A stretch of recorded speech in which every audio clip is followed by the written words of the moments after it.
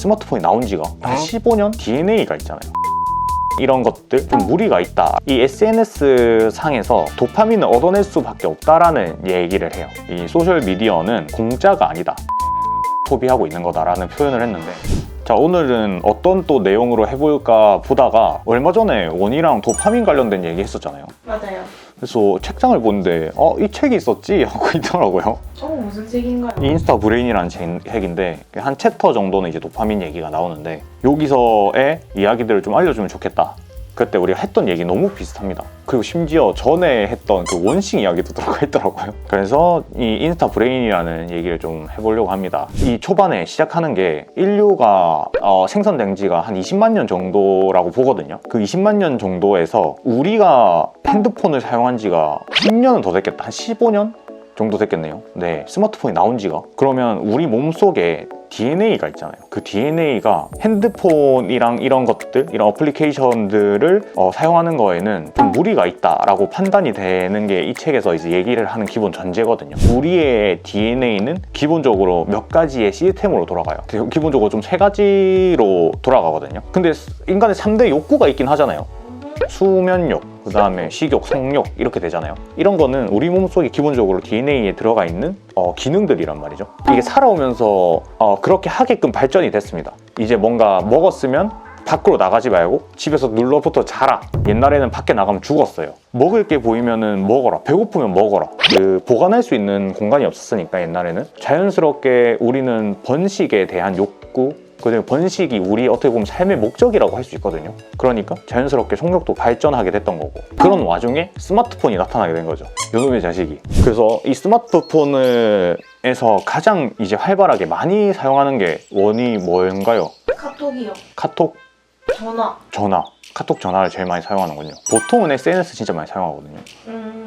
저도요. SNS 카톡 전화를 하면서 SNS 같은 걸 많이 사용을 하죠. 지금 이 책에서 인스타 브레인이라고 했지만 모든 SNS를 통칭하는 거거든요. 이 SNS 상에서 우리는 도파민을 얻어낼 수밖에 없다라는 얘기를 해요. 왜냐면 이 불확실한 결과에 도파민이 더 많이 반응을 한다고 하거든요. 근데 이거는 이유가 어떻게 됐는지는 모르지만 우리 몸이 그렇게 반응한답니다. 도파민이 더 많이 반응한답니다. 아니, 인류 학자들도 얘기를 못했어.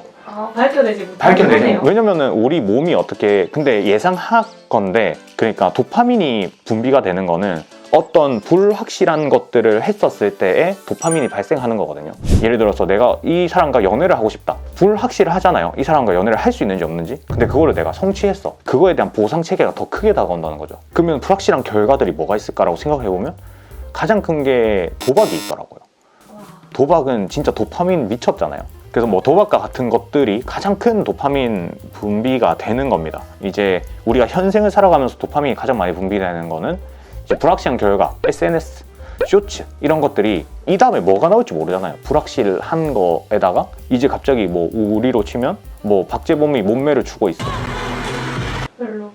를 좋아하시는 분들도 있을 수 있죠. 저도 물론 그런 거 별로 안 좋아하는데 존중합니다. 네, 그럴 수 있죠. 하여튼 그 SNS 상에서는 불확실하지만 우리한테 도파민을 줄 수 있는 요소들이 너무 많습니다. 그래서 이 SNS 자체가 뇌나 이런 것들을 도파민의 중독으로 빠뜨려 버리는 거죠. 기본적으로 문제가 되는 것들이 있어요. 너무 쉽게 이런 도파민을 접할 수 있다는 거죠. 이거 손가락 하나 까딱하면은 이쁜 이성 나오고, 손가락 하나 까딱하면은 맛있는 음식 나오고. 도파민의 가장 중요한 임무가 뭐라고 했습니까? 동기부여. 그렇죠. 역시 동기부여가 가장 중요한 임무거든요. 이 동기부여가 손가락 하나로 다 해결이 되는 거니까 우리는 너무 이 동기부여 자체가 안 되는 거죠. 이 현대인들이 지금 이 삶에 집중을 못하는 이유도 동기부여에 대한 결여가 있기 때문에 그렇다고 보고 있습니다. 이게 현대인들이 집중을 못하는 거랑 더불어서 이 SNS에 빠지면서 우울증이랑도 좀 연관이 있게 되거든요. SNS 보내는 시간이 많으면 많을수록 우울증에 많이 빠진다라는 연구 결과가 있어요. 실제로 지금 우울증에 걸린 젊은 세대들이 진짜 많거든요. 인류가 살아가면서 기본적으로 수면, 신체활동, 유대감 이 3가지들이 부족하면 현대인들한테 정신건강이 찾아온다고 이 책에서는 얘기하고 있거든요. 수면이라는 것도 핸드폰을 자기 전에 하지 말라라는 얘기 들어본 적 있지 않나요? 네. 이게 수면에 엄청 방해가 되거든요. 빛에 나오는 게 이제 낮이라고 인식을 하는 거죠, 뇌가. 그 다음에 신체 활동, SNS를 보면서 신체 활동을 하기가 되게 힘들어요. 뭔가 운동이라든지. 그 다음에 유대감, 이 책에서 얘기하는 유대감은 실제로 이렇게 만나서 대화하는 유대감입니다. 이런 것들이 부족하면 정신건강이 위험하고 그 다음에 우울감에 빠진다고 얘기하거든요. 이 우울감이랑 가장 직결되는 호르몬이 세로토닌이라는 호르몬이 있어요. 사람의 기분을 좌우하는 호르몬이란 말이죠.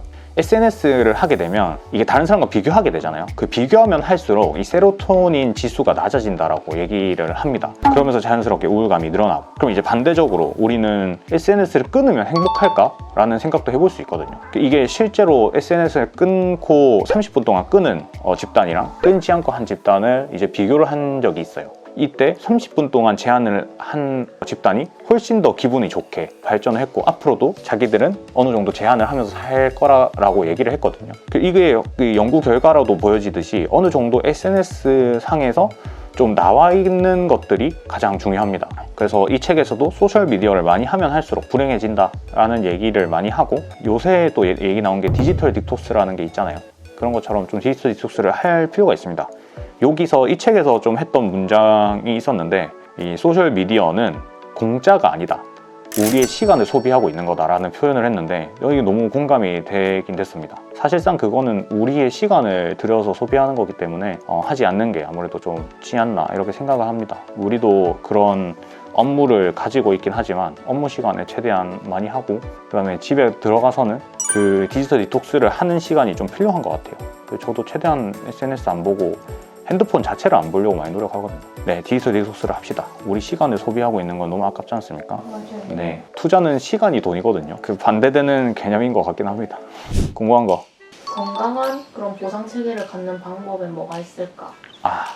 가장 쉽고 간단한 게 운동입니다. 운동만한 보상이 나타나는 게 없거든요. 가장 직관적으로 바로 자기한테 나타나고 자존감이 올라가고, 그걸로 인해서 또 다른 행동들이 유발될 수 있단 말이죠. 그래서 가장 제가 아무것도 안 하고 있는 친구들이나 이 우울감에 빠져 있는 친구들한테 항상 하는 게, 일어나서 운동을 가라라고 항상 얘기해요. 그러면 인생 자체가 아예 바뀌게 될 거다.